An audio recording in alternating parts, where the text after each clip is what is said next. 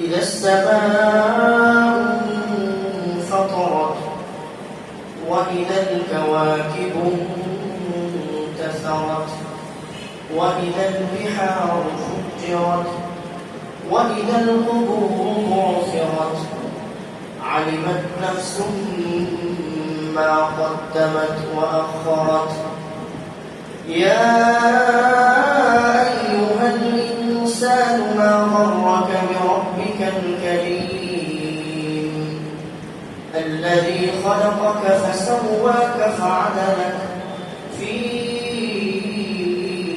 أي صورة ما شاء ركبك كلا بل تكذبون بالدين وإن عليكم لحافظين كراما كاتبين يعلمون ما تفعلون. بارك الله لنا ولكم في القرآن العظيم ونفعنا وإياكم بالآيات والذكر الحكيم. شكرا محمد الشريف الإبراهيم.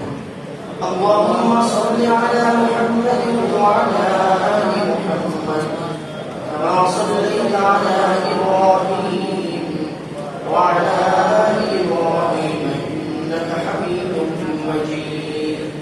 اللهم بارك على محمد وعلى آل محمد كما باركت على إبراهيم وعلى آل إبراهيم إنك حميد مجيد. لا إله إلا الله لا إله إلا الله لا إله إلا الله لا إله إلا الله لا إله إلا الله لا إله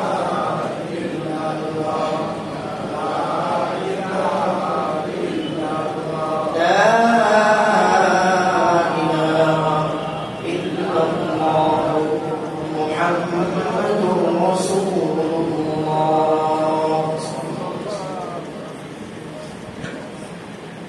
উত্তরবাড়ি ধারাবাহিক মসজিদে উপস্থিত এই মুহূর্তে মহান আল্লাহ রাব্বুল আলামিনের প্রিয় বান্দাগণ, আল্লাহ রাব্বুল আলামিনের দরবারে আমরা সকলে শুকর আদায় করি যে মহান রব্বুল আলামিন আমাদেরকে আজকের এই জুমার দিনে জুমার নামাজ আদায়ের উদ্দেশ্যে আল্লাহ তাআলার ভয়ে আগে ভাগে আসার তৌফিক দিয়েছেন।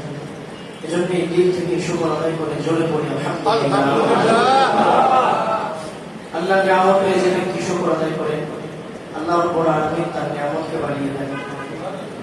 আল্লাহ তাআলার নিয়ামত পেয়ে যে ব্যক্তি নাশুকরি আদায় করে আল্লাহ তাআলা পবিত্র কোরআনুল কারীমের সূরা ইব্রাহিমে বলেন, ইন্না আযাবি লাশাদীদ, আমি আল্লাহ তাকে কঠিন আযাবে গ্রেফতার করি।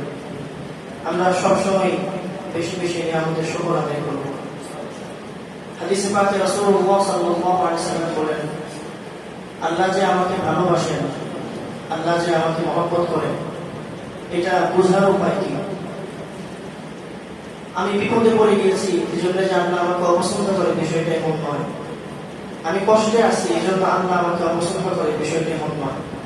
আমার উপর দিয়ে অনেক দুর্দিন যাচ্ছে, ব্যবসা বাণিজ্য বন্ধ যাচ্ছে, পারিবারিক অবস্থা খারাপ, এই বিষয়টি আমার উপর দিয়ে আমার জীবন অনেক কঠিন, এটা আল্লাহ মহব্বত বা কষ্টের নমুনা নয়। আল্লাহ যে আমাকে ভালোবাসে এটার প্রমাণ হলো যে আমি ইবাদত করতে পারতেছি। বলেন না সুবহানাল্লাহ। আমার নামাজের তৌফিক আছে কিনা, আমার সিজদার তৌফিক আছে কিনা, আমার ইবাদতের তৌফিক আছে কিনা। যদি আমার ইবাদতের তৌফিক থাকে নিঃসন্দেহে বলা যায় আল্লাহ তাআলা আমাদেরকে ভালোবাসেন। আর যদি আমার ইবাদতের তৌফিক না থাকে তাহলে বুঝতে হবে আমি যদি অঞ্চলের মধ্যেও থাকি, প্রাসাদের মধ্যেও যদি আমি থাকি, তাহলে আল্লাহ আমাকে মহব্বত করে। কারণ এই সম্পদ একদিন শেষ হয়ে যাবে, থাকবে না, আমি কিছু নিয়ে যেতে পারবো না। এই জন্যই আমরা সবসময় আল্লাহ তাআলার নিয়ামতের শুকর আদায় করবো। সারা দুনিয়ার অবস্থা এখন আস্তে আস্তে কঠিন খারাপ দিকে যাচ্ছে, এই জন্য সবসময় আমরা মহান আল্লাহ রাব্বুল আলামিন যখন যে অবস্থায় থাকে সকল হালতে আমরা সবাই পড়বো আলহামদুলিল্লাহ। আলহামদুলিল্লাহ। সকল আমি সবসময় বলি দুই প্রকার, একটা হলো খুশির শুকর, আরেকটা হলো অভিযোগের শুকর। আপনাকে কেউ জিজ্ঞেস করলো আপনি কেমন আছেন, যদি বলেন যে আছি আলহামদুলিল্লাহ কোনো মতে, আমি আছি আলহামদুলিল্লাহ কোনো মতে, এটা হলো অভিযোগের শুকরিয়া আদায় করলাম যে আমি কোনো মতে ভালো আছি। আরেকজন মুমিন সাচ্চা হৃদয়ওয়ালা যে আল্লাহকে ভালোবাসে, সে তাকে যদি জিজ্ঞেস করা হয় আপনি কেমন আছেন, সে অপরে বলে ফেলবে, কোনো কিছু চিন্তা না করে বলবে আলহামদুলিল্লাহ আমি ভালো আছি। এই হলো ভাই শুকরিয়া আদায় করা। জুমার দিন আমরা আগে আগে মসজিদে আসতে পারছি, এটা তো শুকর আদায় করা। হ্যাঁ, অনেক ব্যস্ততা, এখন পর্যন্ত মসজিদের আশেপাশে যারা দোকান আছে এরাও এখন মসজিদে আসতে পারে। অনেক দোকানদার ভাইরা তাদেরকে ব্যবসা বাণিজ্য তাদেরকে আটকায় রাখছে। কোরআন আল্লাহ বলছে রিজালুল্লাহ তুলহিহিম তিজারাতু ওয়া লা বাইউন আন যিকরিল্লাহ। সফল ব্যবসায়ী কারা? যারা ব্যবসা করি আমরা, আশেপাশে দোকানপাট আছে, আল্লাহ রাব্বুল আলামিন আপনাদেরকে বলতেছেন যে আল্লাহর চোখে ব্যবসায়ী কে? আল্লাহর চোখে ব্যবসায়ী হলো, আল্লাহ তাআলা বলেন লা তুলহিহিম তিজারা ওয়া লা বাইউন আন যিকরিল্লাহ, যাকে তার ব্যবসা আমার জিকির থেকে দূরে রাখতে পারে না। সুবহানাল্লাহ।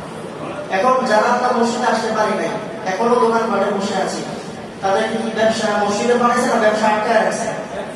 কথা বলেন, ব্যবসা তাদেরকে আটকায় রাখছে। আল্লাহ বলছে সফল ব্যবসায়ী আমার চোখে সেই ব্যক্তি যাকে তার ব্যবসা আমার জিকির থেকে দূরে রাখতে পারে না। তার জিকির কি? লা তুলহিহিম তিজারাতু ওয়া লা বাইউন আন যিকরিল্লাহ ওয়া ইকামিস সালাহ। ওই ব্যক্তির প্রথম জিকির হলো নামাজ। ব্যবসায়ীর প্রথম জিকির কি? নামাজ। ওয়া ইকামিস সালাতি ওয়া ইতাইজ যাকাত। তার দ্বিতীয় জিকির হলো যাকাত। ইয়াখাফুনা ইয়াওমান তাতাকাল্লাবু ফীহি আল-কুলুব ওয়াল আবসার।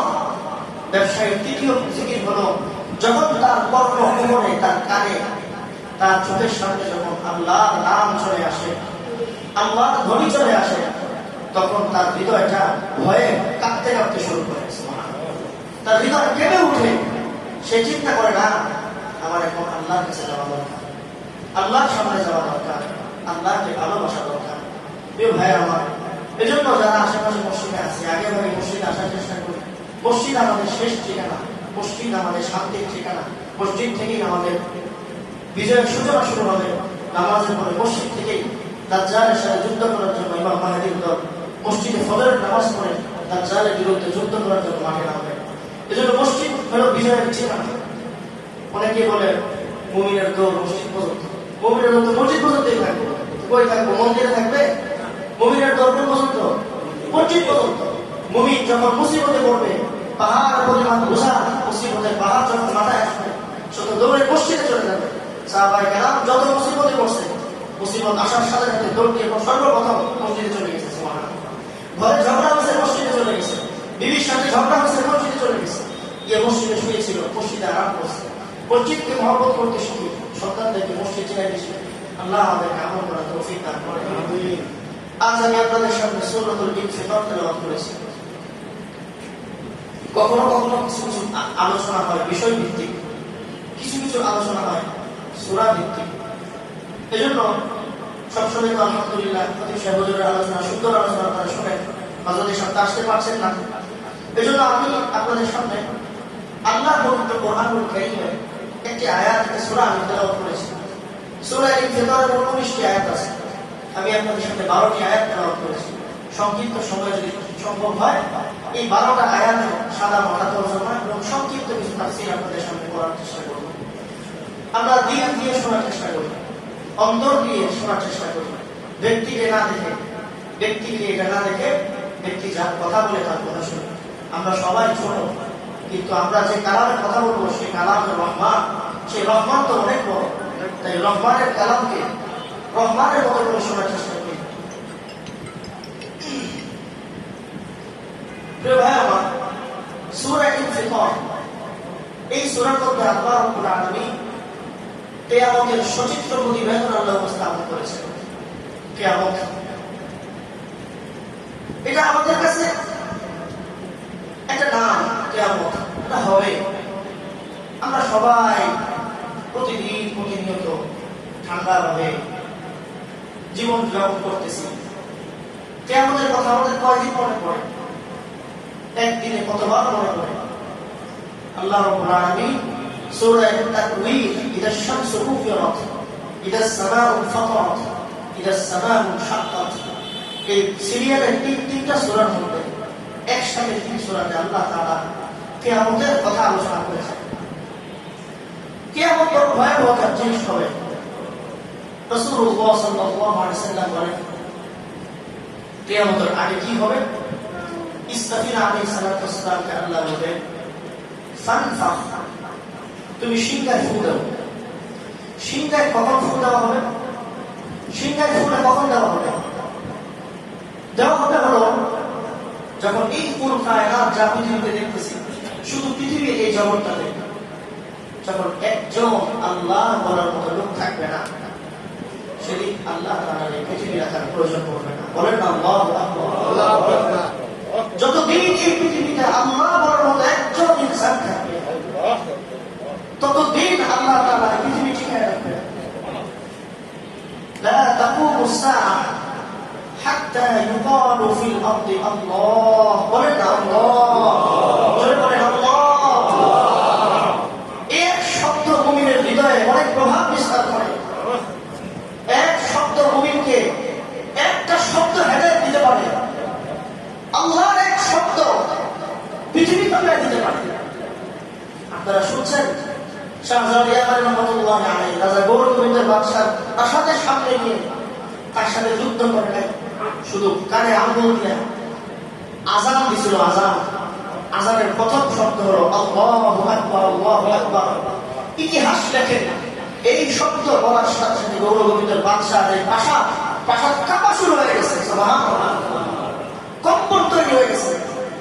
সেই মুমিনের তাকবীর যদি আবারও আসে, ওই তাকবীর যদি আবার দেওয়ার মতো মুমিন ঘুরে আসে, সারা পৃথিবীর চিত্র পাল্টে যাবে। পৃথিবীর চিত্র এরকম থাকবে না। এই জন্য নবীজি বলেছেন, লা তাকুমু الساعة, ততদিন পর্যন্ত কিয়ামত হবে না, হাত্তা ইউকালু ফিল আরদি আল্লাহ, যতদিন পর্যন্ত এই পৃথিবীতে একজন মুমিন আল্লাহ আল্লাহ বলার মতো একজন মুমিন থাকবে, মুসলিম থাকবে, ঈমানদার থাকবে, আল্লাহ পৃথিবী টিকে রাখবে। বলেন সুবহানাল্লাহ। ঠিক আছে? তাহলে এই পৃথিবী টিকে আছে আমাদের কারণে। কাদের কারণে বলেন? এটা গৌরবের সাথে বলতে হবে। এই পৃথিবী ঠিক আছে কাদের কারণে? আমাদের কারণে। কার দয়ায় সিন্নি খাও, বললা ছিল না, একটা কথা আছে। কাফেরদেরকে আমরা বলতে চাই, আমাদের কারণে তোমরা সিন্নি খাইতেছো। ঠিক কিনা বলেন? আমাদের কারণে তোমরা আজকে এত সুখী, আমাদের কারণে তোমরা আজকে এত আনন্দিত। আজ তোমাদের অট্টালিকা, এই বাসা, সম্পদ, এত প্রাচুর্য সব আমাদের কারণে। আল্লাহ তাআলা কাফেরদেরকে একটা মাসির মাথা পরিমাণ মূল্যায়ন করে না। আল্লাহ তাআলা বলে, যদি দুনিয়ার দাম আমার কাছে থাকতো, সূরা হাজের শেষের দিকে আল্লাহ বলেছেন, যদি এই মাসির দানা পরিমাণ মূল্য পৃথিবীর আমি আল্লাহর কাছে থাকতো, আমি কোনো কাফেরকে এক ঢোক পানি পান করাতাম না, এক ঢোক পানি আমি পান করাতাম না। এজন্য প্রিয় ভাইয়েরা আমার, কিয়ামত সেদিন হবে যেদিন মুমিন থাকবে না, যদি মুমিন একজন পৃথিবীতে থাকবে না, আল্লাহ বলার মতো কেউ থাকবে না, ডানে বামে সামনে পিছনে চতুর্দিকে যখন কেউ থাকবে না, সেদিন আল্লাহ ইসরাফিল ফানফাখ, সিংহায় ফু দাও। ইসরাফিল জিজ্ঞেস করবে, কাম নাফকাতান ইয়া রাব্বি, সিংহায় কয়টা ফু দিব? তখন সেদিন বলবে, নাফকাতান ওয়াহিদা, ফু দাও, একটা ফু দাও। এক ফু যখন দিবে, কাহালকাতিস সামাই ওয়াল আরদি ওয়াল জিবালি ওয়াত তুয়ুরি ওয়ান নুজুমি ওয়াশ শাজারি ওয়ান নার, এক ফুর সাথে সাথে সাত আসমান, সাত জমিন, পুরো কায়নাতের পাহাড়, পর্বত, চন্দ্র, সূর্য, গ্রহ, নক্ষত্র, তারকারাজি সহ সবগুলো ভেঙে চমচি হয়ে তোলার মতো উঠতে থাকবে। আল্লাহ তাআলা বলেন, ইদাস সামাউ ফাতারাত, সূরা ইনফিতারের প্রথম আয়াত, ইদাস সামাউ ফাতারাত ওয়া ইদাল কাওয়াকিবু انتثرت وإذا البحار فجرت وإذا القبور بعثرت। রাসূলুল্লাহ সাল্লাল্লাহু আলাইহি ওয়াসাল্লাম যখন এই আয়াত সাহাবীদের সামনে বিবরণ করেন যে ইদা সামাউল ফাতারাত, যেদিন আকাশগুলো ভেঙে যাবে, চৌচির হয়ে যাবে, এই কথাগুলো কেন আল্লাহ রাসূল বলতেছেন? তো সাহাবীদের কোনো কিছু বলতেছেন, কিয়ামতের বিবরণ দিতে গিয়ে আল্লাহ প্রথম আসমানের কথা বললেন। আসমান কি ভাঙবে কিনা তার কি কোনো নিশ্চয়তা আছে? তা তো আমরা জানি না, আমরা দেখি না। তখন আল্লাহ তাআলা কোরআনে কারীমে রাসূল বলেন যে দেখো, কোরআনে আল্লাহ অনেক কিছু আনছেন যেগুলো তোমরা দেখতেছো, যেগুলো তোমরা বুঝতেছো, কিন্তু কোরআনে এমন এমন বিষয় আছে যেগুলো তোমরা দেখতেছো না, বুঝতেছো না। আমি আল্লাহ কোরআনে তোমাদের সামনে ঘটে যাওয়া কিছু জিনিসের উদাহরণ দিয়েছি, উপমা দিয়েছি, এবং এমন এমন কিছু বিষয়ের উদাহরণ দিয়েছি যা তোমরা দেখো না।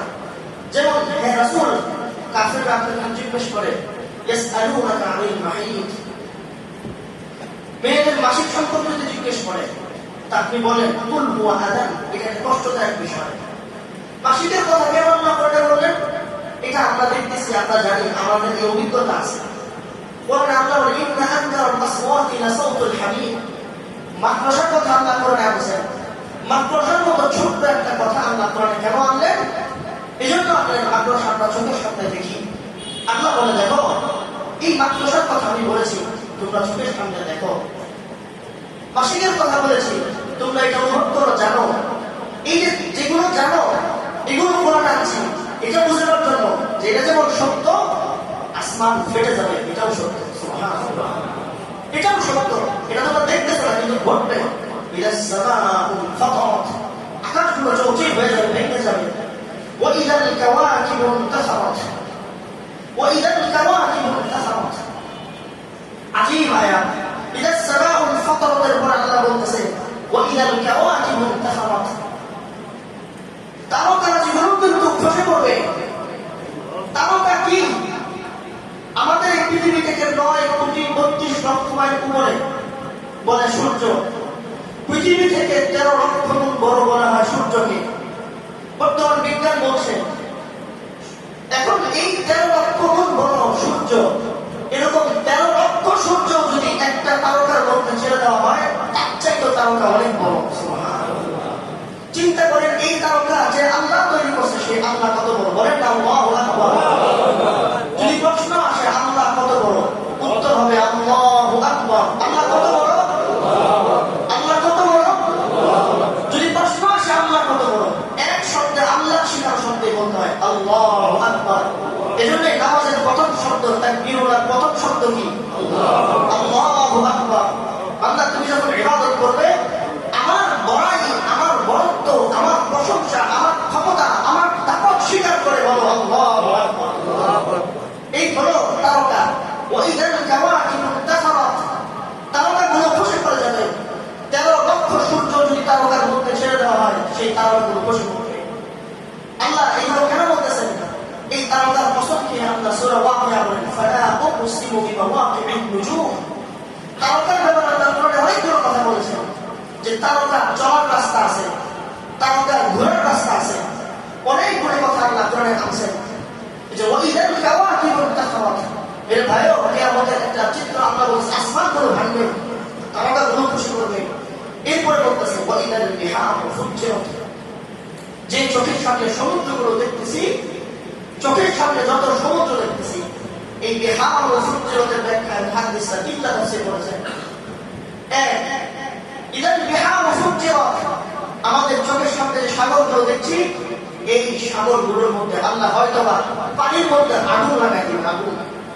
আর না হলে সারা দুনিয়া, 2 নম্বর কথা হলো সারা দুনিয়া সবগুলো পানি একসাথে করে ফেলবেন, একসাথে করে জোয়ার তৈরি হবে, জোয়ার ঢেউ তৈরি হবে, তুফানের মতো, সুনামির মতো একটা ভয়ঙ্কর পরিবেশ পরিস্থিতি তৈরি হবে।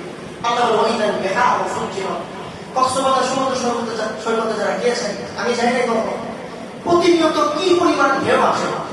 যদি আল্লাহর হুকুম না থাকতো, তাহলে ঢেউ আসতে আসতে মাটি ভাঙতে ভাঙতে শহর পর্যন্ত, ঢাকা পর্যন্ত চলে আসতো। কিন্তু সেদিনের ঢেউগুলো যখন সারা দুনিয়ার সব সাগর একসাথে হয়ে যাবে, পৃথিবীর অবস্থা তখন তছনছ হয়ে যাবে। আল্লাহ বলতেছেন ওয়াইদাল বিহারু ফুজ্জিরাত। সেদিন সমুদ্রের মধ্যে মহান আল্লাহ রাব্বুল আলামিন উত্তাল ঢেউ তৈরি করে ফেলবেন, সমুদ্রে জোয়ার তৈরি হবে, সারা দুনিয়ার সব পানিগুলো এক হয়ে যাবে। আল্লাহ ওয়াইদাল কুবুরু বু'থিরাত, ওয়াইদাল কুবুরু বু'থিরাত। আল্লাহু আকবার। সবগুলো কবর খুলে দেওয়া হবে, যারা কবরে শুয়ে থাকবে, কুবুরু বু'থিরাত, কবরের বাঁধনগুলো খুলে দিবে, সব কবর খুলে যাবে।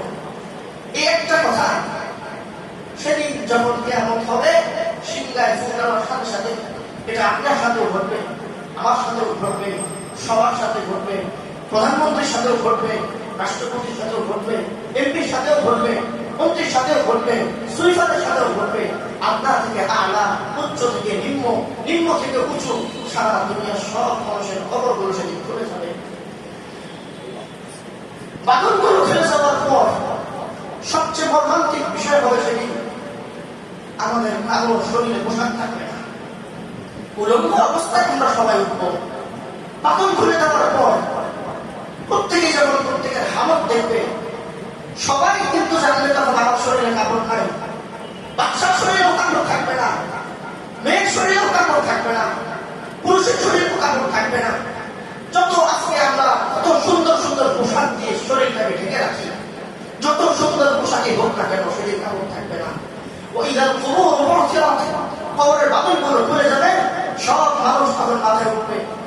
এখানে একটি কথা আমি বলে রাখি, হয়তো কথাটা পরে মনে স্মরণ থাকবে না। যেদিন এই কবর বাদনগুলো খুলে দিবে,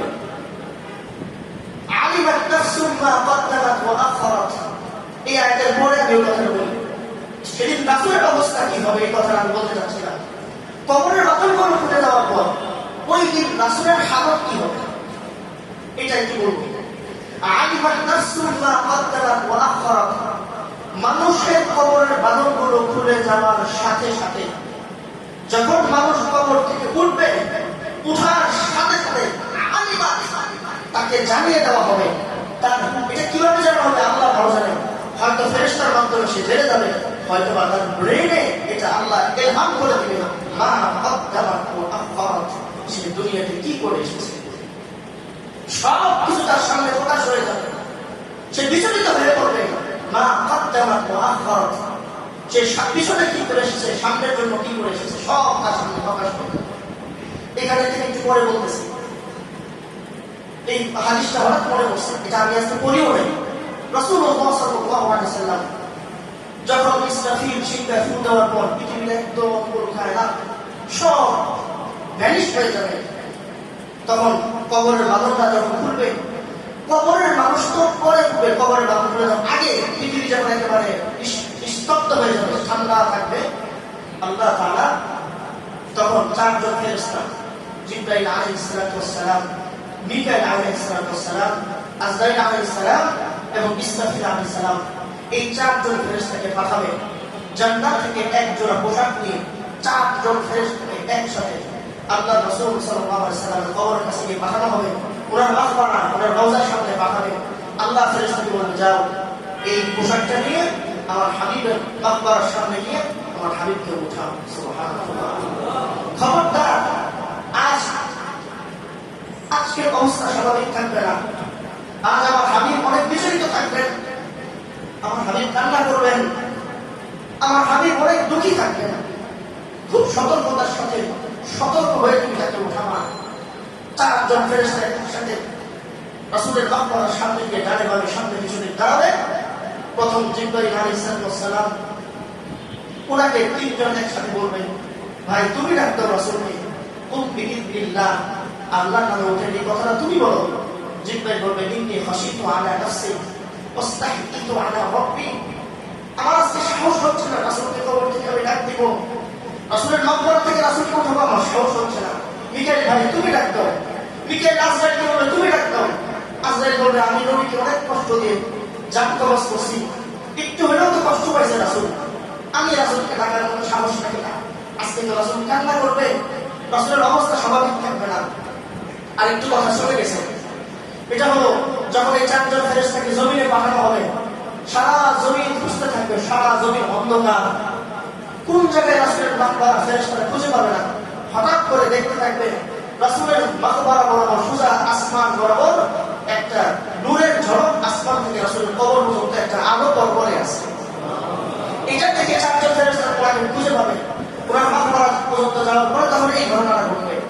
রাসূলুল্লাহ সাল্লাল্লাহু আলাইহি ওয়াসাল্লামকে চারজন ফেরেশতা একজনও সাহস পাবে না। অবশেষে তিনজন মিলে জিবরাইলকে বলবে, জিবরাইল তুমি ছিলা নবীজির দুনিয়ার জীবনে সবচেয়ে বড় বন্ধু, প্রায় অনেকবার তুমি নবীর কাছে গেছো, আজকে আমাদের কারো সাহস হয় না, তুমি আজকে ডাক দাও। রাসূলুল্লাহ সাল্লাল্লাহু আলাইহি ওয়াসাল্লামকে জিবরাইল আলাইহিস সালাম ডাক দিবে, ইয়া মুহাম্মদ ইয়া রাসূলুল্লাহ কুম বিইذنিল্লাহ, হে আল্লাহর রাসূল আল্লাহর নামে উঠেন। যদি একটু তাকান, এভাবে থাকবে রাসূল সাল্লাল্লাহু আলাইহি ওয়াসাল্লামের মাথা, এখানে থাকবে চুল। নবীজি সাল্লাল্লাহু আলাইহি ওয়াসাল্লাম কবর থেকে যখন উঠবেন, আমরা যেভাবে শোয়া থেকে উঠি তিনি উঠবেন, মাথা এই চুলের মধ্যে যখন মাটিগুলো পড়তে থাকবে, মাটিগুলো তিনি সরাইতে সরাইতে উঠবেন আর বলবেন রব্বি হাবলি উম্মতি, রব্বি হাবলি উম্মতি, রব্বি হাবলি উম্মতি।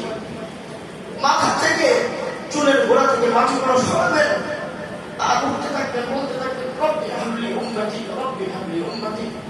চিন্তা করুন কিয়ামতের এত ভয়াবহ অবস্থার মধ্যে যখন পৃথিবী স্তব্ধ থাকবে, যখন সারা দুনিয়া ঠান্ডা থাকবে, তখন নবী সাল্লাল্লাহু আলাইহি ওয়াসাল্লাম কবর থেকে উঠবেন, মাথায় মাটি থাকবে, মাটি পরিষ্কার করতে থাকবে আর বলতে থাকবে রব্বি হাবলি উম্মতি। আজকে আমার অবস্থা উম্মত কি হবে, জিবরাইল আমার উম্মতের কি অবস্থা? সুবহানাল্লাহ। এই হলো উম্মতি মুহাম্মাদের প্রতি রাসূল সাল্লাল্লাহু আলাইহি ওয়াসাল্লামের মুহাব্বত। চিন্তা করে দেখুন, নবী কবর থেকে ওঠার সাথে সাথে প্রথম শব্দ কি বলেন?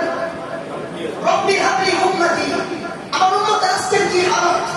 জিবরাইল বলো আমার উম্মতকে তুমি কোথায় রেখে আসছো? বলবে আল্লাহ আপনাকে, আল্লাহ তাআলা আপনার জন্য জান্নাতের পোশাক পরে থাকে, পোশাকটা পরেন। তিনি জান্নাতি পোশাক পরে বলবেন বলো আমার উম্মত কোন দিকে? চারজন ফেরেশতাকে যখন বলতে থাকে উম্মত কোন দিকে, উম্মত কোন দিকে, ফেরেশতারা বলবে আমরা কেউ জানি না উম্মত কোন দিকে, আপনি খুঁজতে থাকুন। তিনি রোজা রাসূল সোজা দৌড় দিকে আল্লাহর কাছে উম্মতের খোঁজ খবর নেওয়ার জন্য। পরবর্তী কিয়ামতের কার্যক্রম শুরু হবে। এই জন্য এই বিষয়গুলো আল্লাহ তাআলা বলতেছেন আলিমাত নাফসুম মা কদ্দামাত ওয়া আখখারাত। কবর করে যাওয়ার, কবরের বাদন করে যাওয়ার পর ওই মানুষটাকে জানিয়ে দেওয়া হবে সে দুনিয়াতে কি রেখে আসছে, কি দেখবে। এবার চিন্তা করি আমরা, সে জানলে আমি দুনিয়াতে একটা সিনেমা হল রেখে আসছিলাম, আজকের এই দিন পর্যন্ত, কিয়ামতের দিন পর্যন্ত আমার কবরে শুধু গুনাহ পৌঁছাইছে। নাউযুবিল্লাহ বলবেন না? আমি শুধু ব্যাংকার বাচ্চা করে আসছিলাম, কিয়ামতের আজকের এই দিন পর্যন্ত আমার কবরে শুধু গুনাহ আসছে। আমি ছবি করে আসছিলাম, আজকের এই দিন পর্যন্ত আমার কবরে শুধু ছবির গুনাহগুলো আসছে। আলিমাত নাফসুম মা কদ্দামাত ওয়া আখখারাত। সে যে কাজ করছে প্রত্যেকটা কাজের হিসাবগুলো তার মাথায় অটোমেটিক আল্লাহ ঢেলে দিবে। সে পেরেশানি হয়ে যাবে, ওই আতঙ্কে ভয়ে দৌড়ানো শুরু করবে। এই হলো আলিমাত নাফসুম মা কদ্দামাত ওয়া আখখারাত। এই পাঁচটা আয়াত একসাথে বিবরণ দেওয়ার পর আল্লাহ রাব্বুল আলামিন এবার বলেন ইয়া আইয়ুহাল ইনসান মা গররাকা বিরাব্বিকাল কারীম আল্লাযী খালাকাক ফাসাওয়াকা ফাআদালাক ফী আইয়ি সূরাতিন মা শাআ রাক্কাবাক। কিয়ামতের বিবরণ করব আল্লাহ রাব্বুল আলামিন। আসমানগুলো ফেটে যাবে, তারকাগুলো ফেটে যাবে, কবরের বাঁধনগুলো খুলে দেওয়া হবে, সাগরের ভয়াবহ অবস্থা হবে, বান্দাকে জানায় দেওয়া হবে দুনিয়াতে সে কি করে আসবে। পাঁচটা আয়াতে পড়ে আল্লাহ ডাকতে ইয়া আইয়ুহাল ইনসান। আল্লাহ এখানে ইনসান না বলে অন্য কিছু বলতে পারতেন। ইনসান, ইনসান মানে হলো ভুলে যাওয়া, নাসিয়াম মানসিয়া। আল্লাহ বলে ইয়া আইয়ুহাল ইনসান, হে ইনসান মা গররাক। কিয়ামতের এই কথাগুলো কে তোকে ভুলাই দিল? বিরব্বিকাল কারীম, আমার মতো দয়াময় আল্লাহকে কে তোকে ভুলাই দিল? সুবহানাল্লাহ বলবেন না? ইয়া আইয়ুহাল ইনসান মা গররাকা বিরব্বিকাল কারীম, মা গররাকা বিরব্বিকাল কারীম। এই মা গররাকার আগেও একটা অর্থ, পরেও একটা অর্থ। মা গররাক, কে তোকে ভুলাই দিল? অতীতের কিয়ামতের বিবরণগুলোকে বিরব্বিকাল কারীম, দয়াময় আল্লাহকে কে তোকে ভুলাই দিল? মা গররাকার অর্থ যদি আগের আয়াতগুলো ধরি তাহলে প্রথম 5 আয়াত কিয়ামতকে ভুলে যেও না, কিয়ামতকে সামনে নিয়ে চলো, কিয়ামতকে মনে মনে করে চলো, কিয়ামত ঘটবেই ঘটবে এটা চিন্তা করে করে দুনিয়াতে চলো। এরপর আল্লাহ বলতেছে বিরব্বিকাল কারীম, দয়াময় আল্লাহকে কে তোকে ভুলাই দিল? এবার আল্লাহ কতটা দয়ালু, আল্লাহ কতটা দয়ালু সেই দয়ার বিবরণ নিয়ে পড়ার আয়াত আল্লাহ বলেন আল্লাযী খালাকাকা ফাসাওয়াকা ফাআদালাক, আল্লাযী খালাকাকা ফাসাওয়াকা ফাআদালাক। আমি আল্লাহ রাব্বুল আলামিন তোকে সুঠাম করে বানিয়েছি, বলেন না সুবহানাল্লাহ।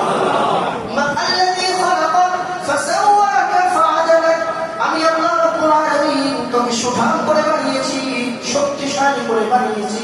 তুই দুর্বল বান্দার দিকে তাকা, তোর দিকে তাকা। তুই যখন দুর্বলের দিকে তাকাবি তখন তোকে আমি আল্লাহ কতটুকু শক্তি দিয়েছি তুই সেটা বুঝতে পারবি, ঠিক কিনা বলেন? ফাআদালাক, সুসম্পন্ন করেছি, ব্যালেন্স ঠিক করেছি। আল্লাহ বলেছেন আল্লাযী খালাকাকা ফাসাওয়াকা ফাআদালাক, আমি শুধুমাত্র তোকে যে শক্তিশালী করেছি এমন না, তোকে বানানোর ক্ষেত্রে আমি আল্লাহ ব্যালেন্স ঠিক রেখেছি। তাকা তোর চোখের দিকে, দুইটা চোখ সমান না ব্যবধান? বলেন, চোখ কি একটা বড় আর একটা ছোট? না, দুইটাই সমান। দুই হাত সমান না ব্যবধান? ফাসাওয়াকা ফাআদালাক বিরাব্বিকাল কারীম, আল্লাহ রাব্বুল আলামিন কারীম রব, দয়াময় রবের পরিচয় দিয়ে বলেন তাকাও তুমি তোমার চোখের দিকে, দেখো দুইটা কত সুন্দর, এক সমান সমান্তরাল। হাতের দিকে তাকাও, হাতগুলো কতটা ব্যালেন্স করেছি। হাতের এই কড়িগুলোর দিকে তাকাও, দুইটা হাতের দুইটা কড়ি সমান, দুই চোখ সমান, দাঁতগুলো সমান, দুই কানের এই লতিগুলো সমান, নাকের ছিদ্র দুইটা সমান, চোখের পাপড়ি দুইটা সমান। আল্লাহু আকবার। জিহ্বাটা যেইভাবে নিয়ে তোকে সুন্দর লাগবে আমি তোকে সেইভাবে বানিয়েছি। বলেন না সুবহানাল্লাহ। আল্লাহ বলেন ফি আই সূরাতিন মা শাআ রাক্কাবাক, তোর মাথা থেকে নিয়ে পা পর্যন্ত যতটুকু অঙ্গ তুই দেখতেছিস সবগুলো আমি আল্লাহ পছন্দ করে বানিয়েছি। বলেন না সুবহানাল্লাহ। আল্লাহ বলেন মা শাআ রাক্কাবাকের তাফসীরের মধ্যে বলা হয় মানুষের চুলটা আল্লাহর পছন্দ। বলেন না সুবহানাল্লাহ। বলেন আমি আল্লাহ চেয়েছি তোর দাঁত দিব, তাকে তোকে দাঁত দিয়েছি। দুই দাঁতের মাঝখানে কতটুকু ফাঁক দিলে তোকে সুন্দর লাগবে সেরকম ফাঁক দিয়ে তোকে বানিয়েছি। দুইটা আঙ্গুল, এক আঙ্গুল আরেক আঙ্গুল কতটুকু মোটা দিলে কতটুকু সাইজ দিলে তোকে সুন্দর লাগবে। মাশাআল্লাহ, আমি আল্লাহ তোকে সেভাবে বানিয়েছি। আমার এক উস্তাদ একবার আমাকে শুনিয়েছিল যে রায়হান দেখো আমার এখানে একটা বড় তিল আছে, এই তিলের মাঝখানে একটা পশম আছে। এই পশমটা চেহারার মধ্যে যদি এতটুকুর মধ্যে যদি কারো কোনো পশম থাকে, ওই পশমটা ইচ্ছা করলে উপড়িয়ে ফেলানো যায়। আবারও বলছি, কথা খেয়াল করেন, যদি চেহারার এতটুকুর মধ্যে যদি কোনো পশম থাকে, পশম যেই পশমটার কারণে যদি একটু খারাপ লাগে তাহলে ওই পশমটা উঠানো মুবাহ, নাজায়েজ আছে। কিন্তু আমাদেরকে যখন এই সূরা ইনফিতারের তাফসীর পড়ানো হয়, উস্তাদ তখন বলছিল রায়হান এই একটা পশম আমি ভেবেছিলাম একবার উঠিয়ে ফেলবো, পার্লারে যাবো, যাওয়ার পরে তাকে বলবো আমার এটা উঠায় ফেলেন। কিন্তু আমি পরের দিন ফারাবিয়াত করছি, আগের দিন যখন ইনফিতারের তাফসীর পড়তেছিলাম ফি আই সূরাতিন মা শাআ রাক্কাবাক, এই আয়াতটা আমার দিলের মধ্যে ধাক্কা দিয়েছে যে তোর মাথা থেকে নিয়ে পা পর্যন্ত প্রত্যেকটা অঙ্গের প্রতিটা পশম, প্রতিটা নখ, প্রতিটা গোড়া আমি আল্লাহ ভালোবেসে বানিয়েছি। চেহারার মধ্যে পশমটা কার ভালোবাসা? এবার সব পুরুষকে একসাথে রিকোয়েস্ট করতে চাই, দাড়িটা কার পছন্দ? জোরে বলেন, দাড়ি কার পছন্দ? এবার যে দাড়ি ফেলায় দেন সে আল্লাহকে কতটুকু কষ্ট দেন আপনি নিজেই চিন্তা করেন। রাসূলুল্লাহ সাল্লাল্লাহু আলাইহি সাল্লাম ইরশাদ করেন এই জমিনের মধ্যে অসংখ্য ফেরেশতা আছে, কোটি কোটি কোটি কোটি কোটি কোটি ফেরেশতা আছে। একদল ফেরেশতাকে মহান আল্লাহ রাব্বুল আলামিন এই জন্য বানিয়েছেন, ফেরেশতা সারাদিন এই জমিনের মধ্যে থেকে আকাশের দিকে তাকায়, তাকায় বলে সুবহান মান যায়্যানার রিজালা বিল লুহা, সুবহান মান যায়্যানার রিজালা বিল লুহা। একদল ফেরেশতা সারাদিন শুধু তাসবিহ করে সুবহান সুবহান সুবহান সুবহান সুবহান মান যায়্যানার রিজালা বিল লুহা, সারাদিন প্রশংসা করে আল্লাহ আমরা সকল ফেরেশতা আপনার প্রশংসা এই জন্য করতেছি দুনিয়ার সব পুরুষকে দাড়ি দিয়ে তাদের সৌন্দর্য বাড়ায় দিয়েছে। এত আস্তে সুবহানাল্লাহ বলেন। ফেরেশতা বলতেছে দুনিয়ার সকল পুরুষকে দাড়ি দিয়ে তাদের সৌন্দর্য আপনি বাড়ায় দিয়েছেন, এই জন্য আমরা সবাই একটা প্রশংসা করতেছি সুবহানাল্লাহ। পুরুষের সৌন্দর্য দাড়ি শাআইরুল ইসলাম, শাআইরুল ইসলাম। বাংলাদেশ বিখ্যাত একজন আলেম ফখরে বাংলার তাজুল ইসলাম, তিনি মিশরের একটা কনফারেন্সে গিয়েছিলেন। যাওয়ার পর তিনি যখন ওয়াজ করবেন, মিশরের এক বড় আলেম আয়েশা বলতেছে ইয়া শেখ আমি একটু ওয়াজ করতে চাই, ইন্নী আনতাযিরু ওয়াইজান, আমি একটু ওয়াজ করতে চাই। বাংলাদেশের সেই আলেম ব্রাহ্মণবাড়িয়া ফখরে বাংলার তাজুল ইসলামের দিকে তাকাইছে, তাকায় বলছে আপনি কি ওয়াজ করবেন? তো আমি ইসলামের সুন্নতের ব্যাপারে ওয়াজ করবো। তখন বলেছে আপনার নিজের ভিতরে তো সুন্নত নেই, আপনি কি ওয়াজ করবেন সুন্নতের বিষয়? তখন উনি বলতেছে বাংলাদেশের আলেম ফখরে বাংলার তাজুল বলতেছে যে কেন আপনার মধ্যে সুন্নত নাই? তখন মিশরের আলেম বাংলাদেশের আলেমকে বলতেছে এই মিয়া দাড়ির মধ্যে কি ইসলাম নাকি? তো ফখরে বাংলার তাজুল ইসলাম বলিষ্ঠ সমাজে সেই আলেমের বিখ্যাত আলেমকে তার ভালো জবাব দিয়েছে, বলতেছে এই মিয়া দাড়ির মধ্যে ইসলাম না, ইসলামের মধ্যে দাঁড়িয়ে আছে। ঠিক কিনা বলেন? ইসলামের মধ্যে দাঁড়িয়ে আছে। অতএব দাঁড়িয়ে তামসা না করা। আর এই দাঁড়ির উপরে সারা পৃথিবীর সকল ইহুদি খ্রিস্টানদের নজর। তারা যেভাবে কাটতেছে যুবকদেরকে দাঁড়ি থেকে একেবারে অনুৎসাহিত করতেছে, নিরুৎসাহিত করতেছে। এই জন্য আমি সকল মুসলিম ভাইদের একটা লিমিট খাওয়া, আপনারা দাঁড়িয়ে অন্তত পক্ষে রাখেন।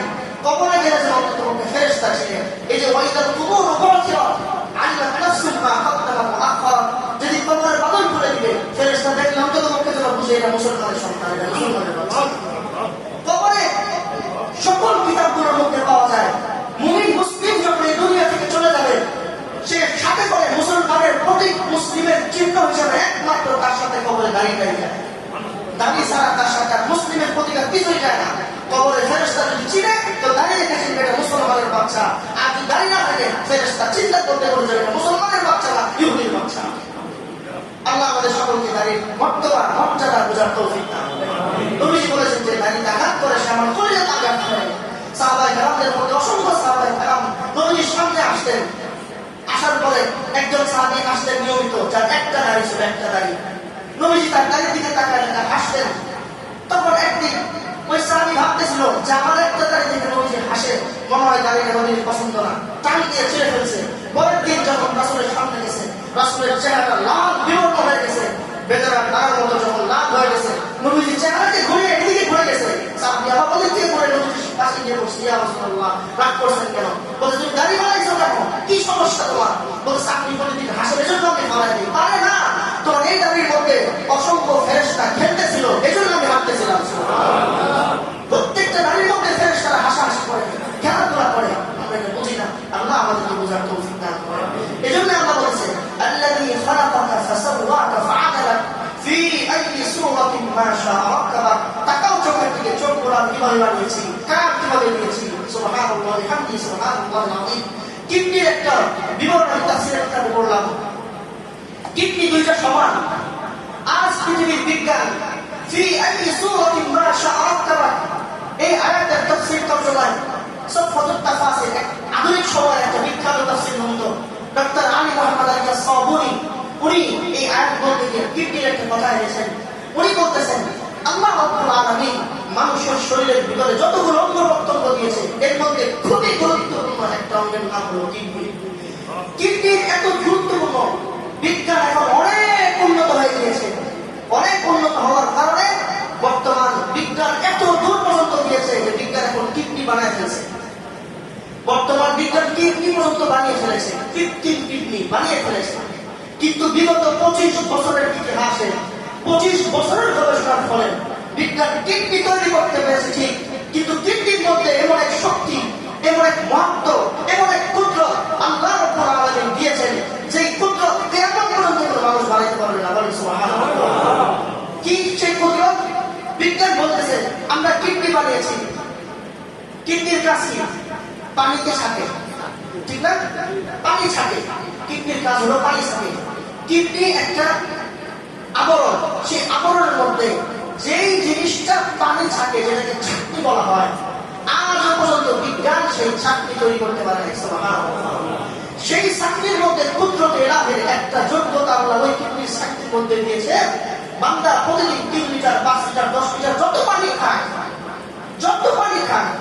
কতটুকু পানি ছেঁকে প্রস্রাবের রাস্তায় বাড়াবে আর কতটুকু পানি তার শরীরের ভিতরে রাখবে, এই যোগ্যতা আল্লাহ তাআলা কিডনির ছাঁকনির মধ্যে দিয়েছে। সুবহানাল্লাহ। কতটুকু পানি তার শরীরের প্রয়োজন এতটুকু রেখে যতটুকু দরকার নাই ততটুকু ছেঁকে প্রস্রাবের রাস্তায় বাড়াবে, এই কুদরতটা কিয়ামত পর্যন্ত কোনো বিজ্ঞানী বানাতে পারবে না। এটা হলো কিডনির কাজ। ফি আইয়ি সূরাতিন মা শাআ রাকাবাক। বান্দা তোর কাছে আল্লাহ কতটা সুন্দর করে, কতটা ভালোবেসে আমি আল্লাহ তোকে বানিয়েছি, তোর প্রত্যেকটা অঙ্গ আমি আল্লাহর ভালোবাসার গুণ। সুবহানাল্লাহ। আল্লাহর ভালোবাসার গুণ বের হয়, চোখের আল্লাহর ভালোবাসা, অতএব এই ভালোবাসা ধরে রাখা উচিত। কার আল্লাহর ভালোবাসা ধরে রাখা উচিত। জবান আল্লাহর ভালোবাসা মহব্বত ধরে রাখা উচিত। হাতগুলো আল্লাহর মহব্বতের যখন তাকাবেন, হাতের দিকে তাকিয়ে আল্লাহর ভালোবাসা অনুভব করবেন। চোখগুলো আয়নার দিকে দেখে দেখে আল্লাহর ভালোবাসা মহব্বত অনুভব করবেন। এই চোখটা আল্লাহ কত ন্যায় করে রেখেছে। এই আয়াতের ব্যাখ্যা আরো একটা হাদিসে কুদসি আমি হাদিসের মধ্যে পড়লাম, আশ্চর্যজনক একটা হাদিস। যে হাদিস আজ থেকে 1600 বছর আগে রাসূল সাল্লাল্লাহু আলাইহি ওয়াসাল্লাম বলেছেন। যদি আজকের বিজ্ঞান, আজকের ট্রাম, আজকের ঘুষ যদি ওরা এই হাদিসগুলো দেখতো, তারা অবশ্যই স্বীকার করতো নবী মুহাম্মদ সাল্লাল্লাহু আলাইহি ওয়াসাল্লাম সত্য বলেছেন। রাসূলুল্লাহ সাল্লাল্লাহু আলাইহি ওয়াসাল্লাম বলেন, ইয়া ইবনে আদম, হে আদম সন্তান, কুনতা মারাআম মাহিনা, তুমি ছিলে নাবাক এক ফোঁটা পানি। ফাআখরাজতুক, আমি আল্লাহ রাব্বুল আলামিন তোমাকে বের করেছি। মিন সুলবি আবিকা, তোমার বাবার পৃষ্ঠ থেকে। ওয়া মিন তাওয়াইবি উম্মিকা, তোমার মায়ের এক পার্শ্ব থেকে। ফাআলকাইতুক, আমি তোমাকে রেখে দিয়েছি। ফি সালাসি যুলুমাত, কালো অন্ধকার তিনটা পর্দার মধ্যে বেষ্টনীর মতো সম্পূর্ণ নিরাপত্তা দিয়ে আমি আল্লাহ রাব্বুল আলামিন তিনটা স্তরের মধ্যে আমি আল্লাহ তোমাকে সজাগতে রাখছি। এটা এই হাদিসটা ফি আইয়ি সূরাতিন মা শাআরাত নামক হাদিস। তাফসীর একটু খেয়াল করি সবাই হাদিসটা। রাসূলুল্লাহ সাল্লাল্লাহু আলাইহি ওয়াসাল্লাম মায়ের পেটের গর্ভের অবস্থা নবীজি বলতেছেন কিভাবে একজন সন্তানকে আল্লাহ রাব্বুল আলামিন তৈরি করে। এখানে যে আল্লাহ বলেছে আল্লাযী খালাকাকা ফাসাওয়াকা ফাআদালাক, আমি তোমাকে শক্তিশালী করেছি, আমি তোমাকে শোষণ করেছি, আমি তোমাকে ভালোবেসে মহব্বত করে যেইভাবে চাইছি সেইভাবে বানাইছি। আমি আল্লাহ তোমাকে কিভাবে বানাইছি এবার তুমি শোনো। ইয়া ইবনে আদম, হে আদম সন্তান, কুনতা মাআম মাহিনা, তুমি ছিলা নাবাক এক ফোঁটা পানি। এই কথা সঠিক না বেঠিক? সঠিক না বেঠিক? আমরা সবাই একসাথে বলি সঠিক না বেঠিক? শুধু কি আমাদের বেলা, কাফেরদের বেলা? ঘুষের বেলা তো সঠিক নাকি? চাঁদের বেলা সঠিক। কুনতা মাআম মাহিনা, তুমি ছিলা নাবাক এক ফোঁটা পানি। ফাআখরাজতুক, আমি আল্লাহ তোমাকে বের করেছি। আমি আল্লাহ তোমাকে বের করেছি। মিন সুলবি আবিকা, তোমার বাবার এই মেরুদণ্ডের যে সোজা হাড্ডিটা, ঘাট থেকে নিয়ে কবরের মাঝে পর্যন্ত একটা মেরুদণ্ডের হাড্ডি আছে কিনা? রাসূল বলেন কুনতা মাআম মাহিনা, তুমি ছিল নাবাক এক ফোঁটা পানি, আমি তোমাকে বের করেছি। মিন সুলবি আবিকা, তোমার বাবার পৃষ্ঠ থেকে, মেরুদণ্ডের হাড্ডি থেকে। ওয়া মিন তাওয়াইবি উম্মিকা, তোমার মায়ের এক পার্শ্ব থেকে। যখন রাসূলুল্লাহ সাল্লাল্লাহু আলাইহি ওয়াসাল্লাম এই হাদিসের ব্যাখ্যায় সকল আব্দুল্লাহ ইবনে আব্বাস রাদিয়াল্লাহু তাআলা বলেন যে বাবা ছিল পৃথিবীর আরেক দিকে, মা ছিল পৃথিবীর আরেক দিকে, দুইজন দুই দিকে বড় হইতেছিল। তাদের জন্য আল্লাহ রাব্বুল আলামিন খাবারের ব্যবস্থা করছে। সেই খাবারের কণাগুলো সূর্যের কণা থেকে আসছে, চন্দ্রের কণা থেকে আসছে। সূর্যের কণার মাধ্যমে খাবারগুলো আল্লাহ পাকায় দিছে, আর চাঁদের আলোর মাধ্যমে আল্লাহ মানুষের রিজিকের মধ্যে মজাদার করছে। এই মজাদার খাবার বাবা খাইছে, মা খাইছে, ধীরে ধীরে বড় হয়েছে। পৃথিবীর দুইজন মানুষ দুই প্রান্তে ছিল। আল্লাহ তাআলা দুই মা আর বাবাকে একসাথে মিলিয়ে বিবাহের ব্যবস্থা করে দিয়ে কোনো এক রাতে তাদের মহব্বতের মাধ্যমে আল্লাহ তাআলা এই বাবার পিঠ থেকে এই একটু বীর্য আর মায়ের শরীর থেকে একটু বীর্য দিয়ে আমি আল্লাহ সেই বীর্যটাকে তিনটা পর্দার মধ্যে আমি আল্লাহ রেখে দিয়েছি। এবার আল্লাহ তাআলা বলতেছেন ফাআখরাজতুক, আমি তোমাকে বের করেছি। মিন সুলবি আবিকা ওয়া মিন তাওয়াইবি উম্মিকা ফাআলকাইতুক ফি সালাসি যুলুমাত সুম্মা জাআলতুকা মুদগা সুম্মা জাআলতুকা ইদামান ফাকাসাওনা আল-ইদামা লাহমা। ওই বীর্যটাকে 40 দিন পরে পরে আমি আল্লাহ রাব্বুল আলামিন রক্তে, মাংসে, হাড্ডিতে পরিণত করছি। ফাফরাশতু ফি ঈশাতির রাকিব, 4 মাস 10 দিন যাওয়ার পর আমি আল্লাহ তোমার মাথা থেকে পা পর্যন্ত 4 মাসে এই পুরোটা বডি আল্লাহ তৈরি করছি। ফাফরাশতু ফি আইনাইন, এত বড় আমি আল্লাহ তোমার কবরের নিচ দিয়ে চক্ষু লাগাই দিছি। এরপরে 4 মাস পরে আমি আল্লাহ ইয়াসআলুনাকা আনির রূহ ওয়া রাআইতুল উফুক, আমি রূহটা ফুঁকে দিয়েছি। 4 মাস পর মাতৃগর্ভের সেই সন্তানের ভিতরে আল্লাহ তাআলা রূহ দান করে। সুবহানাল্লাহ বলবেন না? রূহ চলে আসে। রূহ আসার পর যখন হাত পা নড়াচড়া শুরু করে 4 মাস পর সেদিন মা জানতে পারে আজকে আমার সোনা মানিকের এই কলিজার মধ্যে বা হৃদয়ের মধ্যে আল্লাহ রূহ দান করছে। রূহ সুবহানাল্লাহ, সেদিন সে নড়াচড়া করে ওঠে। এভাবে 10 মাস চলে যায়। 9 মাস যাওয়ার পর ফালাম্মা ওয়ারাল কুফুর, যখন বের হওয়ার সময় হয়, হাদিসে পাকে রাসূলুল্লাহ সাল্লাল্লাহু আলাইহি ওয়াসাল্লাম বলেন ফালাম্মা কাওলাল খুরুজ, যখন এই সন্তানটা মাতৃগর্ভ থেকে দুনিয়াতে আসার সময় হয়, আশহাদুকাল মালায়েকা, ফাআউহাইতু ইলাল মালায়েকা, আমি আল্লাহ রাব্বুল আলামিন ফেরেশতাদেরকে ওহী নাযিল করি। সুবহানাল্লাহ। আমি ফেরেশতার উপর ওহী নাযিল করি, ফেরেশতার উপর ওহী নাযিল করে বলি, ইয়া আইয়ুহাল মালায়েকা, হে ফেরেশতা, ইযহাব ইলা দুনিয়া ওয়া ফুলান বিল মারআ, যাও দুনিয়া অমুক ঘরে চলে যাও, অমুক ঘরে আমার এক বান্দি গর্ভে থেকে দুনিয়াতে আমার একটা গোলাম আসবে, সেই গোলামের বের হওয়ার রাস্তায় তুমি তোমার নূরের বিছানাটা বিছায় দাও। কথা কি বোঝাচ্ছে ভাই? অল্প সময় নূরের বিছানাটা বিছিয়ে দাও। এবার চিন্তা করে দেখুন, আল্লাহ রাসূল সাল্লাল্লাহু আলাইহি ওয়াসাল্লাম বলেন, যেদিন সন্তান দুনিয়াতে আসার সময় হয়, মা তো চিৎকার দিয়ে কলিজা ফেলে ফেলে, মায়ের অবস্থা বড় ভয়াবহ হয়, এত কঠিন হয়, কিন্তু আল্লাহ বলেন যে ফেরেশতার নূরের বিছানার ভিতর দিয়ে সন্তানটাকে আল্লাহ একেবারে নীরবে আরামে আরামদায়ক করে দুনিয়াতে নিয়ে এসে এরপরে বলতেছে, আমি আল্লাহ রাব্বুল আলামিন তোমাকে দুনিয়াতে আনার পর ফাআজওয়াইতু, আমি জারি করে দিয়েছি, প্রবাহমান করে দিয়েছি, ফি সাদরি উম্মিকা, তোমার মায়ের সিনার মধ্যে না হয় দুটো নদী আমি আল্লাহ চালু করে দিয়েছি। সুবহানাল্লাহ। ঠিক কি না বলেন? বলতেছি, ওয়ালাকা ইয়াদুন ওয়া লাম তাহসিন, ওয়ালাকা রিজলুন ওয়া লাম তুমাইয়িত, ওয়ালাকা আকলুন ওয়া লাম তাতাফাক্কার, ওয়ালাকা কলবুন ওয়া লাম তামশি। আল্লাহ বলে, যখন দুনিয়াতে এই সন্তানটা আসলো, তার হাত ছিল, সে ধরতে পারতো না, তার জবান ছিল, বলতে পারতো না, তার দাঁত ছিল, দাঁত ছিল না, তার জবান ছিল, বলতে পারতো না, তার হৃদয় ছিল, ভাষা বোঝানোর ক্ষমতা ছিল না, তার পা ছিল, পা দিয়ে চলার যোগ্যতা ছিল না, তার যে ক্ষুধা লাগবে এই বাচ্চা, এই ছোট মাসুম বাচ্চার ক্ষুধাটা নাকি বোঝাবে কিভাবে, এই যোগ্যতা ছিল না। আল্লাহ বলে, ইন্নী আউহাইতু বুকাআন আল্লামতুকা বুকাআন, আমি আল্লাহ রাব্বুল আলামিন সন্তানের ক্ষুধা নিবারণ করার জন্য মায়াবী কান্না শিখিয়েছি। সুবহানাল্লাহ। মায়াবী কান্না শিখিয়েছি। সে যখন জোরে কান্না করে, মা বুঝতে পারে যে সন্তানের ক্ষুধা লাগছে। আল্লাযী খালাকাকা ফাসাওয়াকা ফাআদালা। এরপর রাসূল সাল্লাল্লাহু আলাইহি ওয়াসাল্লাম বলেন, দেখো এই সন্তান কান্না করে মাকে ক্ষুধা বোঝায়, সে এখন খায়, খাওয়ার পর আস্তে আস্তে বড় হয়। কিন্তু আরো কথা হলো, এবার রাসূলুল্লাহ সাল্লাল্লাহু আলাইহি ওয়াসাল্লাম বলেন, ওয়াজআলতু লাকা হানানা, ওয়াজআলতু লাকা হানানা, এই সন্তানের জন্য আশেপাশের সব মানুষের হৃদয়ে আমি আল্লাহ ভালোবাসা তৈরি করে দিয়েছি। শত্রুর অন্তরেও সন্তানের প্রতি মহব্বত আছে। আমার প্রতিবেশী যদি আমরা দেখতেও না পারে, কিন্তু ছোট মাসুম বাচ্চাটাকে সবাই মহব্বত করে কিনা বলেন?